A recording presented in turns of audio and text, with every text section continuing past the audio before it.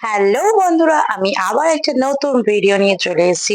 কি দেখে জিভে জল আসছে তো? চলো আজকে তোমাদের আমি দেখাবো কাঁকড়ার রেসিপি।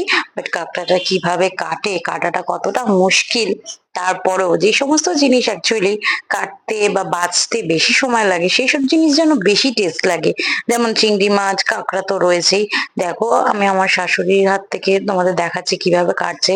কাটতে গেলে কতটা হাতও কেটে যেতে পারে বা কিছু। তো সমস্তটা কিন্তু খুব সুন্দরভাবে কেটে কুটে রান্না করবেন উনি। আর আমরা বসে বসে খাবো। কিন্তু দেখো কি সুন্দরভাবে কাটছে। এখানে নাকি মেয়ে কাঁকড়া ছেলে কাঁকড়া দুটো ডিফারেন্ট পার্ট আছে, কিন্তু আমরা বুঝি না সেটা। সেটা আমাকে আমার শাশুড়ি বোঝাচ্ছিল। এইটা এই যে দেখলে দেখো বোঝা যায় ছেলে। কোনটা তোমরা দেখে আর যাদের চিনতে এইটা পারো কিনা, চওড়া, কোনটা ছেলে কাঁকড়া কোনটা মেয়ে এটা কাঁকড়া আবার তোমরা কিন্তু চওড়া অবশ্যই মাছ জানিও। হলে কাঁকড়াটা অ্যাকচুয়ালি বেশ ঝাল ঝাল করে কষা চওড়া কষা হলে করলে তখন তার টেস্টটা একদমই বেড়ে যায় বেশি করে। তখন এটা তো নিয়ে তার নেবে। জন্য ভালো মতন আগে কেটে কুটে নিয়ে বেছে বুছে ধুয়ে দেয়।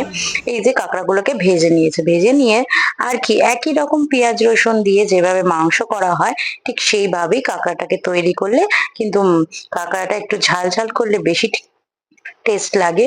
তো ঝাল ঝাল করেই করা হয়েছিল। তো তোমাদের কেমন লেগেছে রেসিপিটা দেখে অবশ্যই জানিও। আর কে কে এর মধ্যে কাঁকড়া বাছতে পারো কাটতে পারো আমাকে কমেন্ট বক্সে জানিও। Bye bye.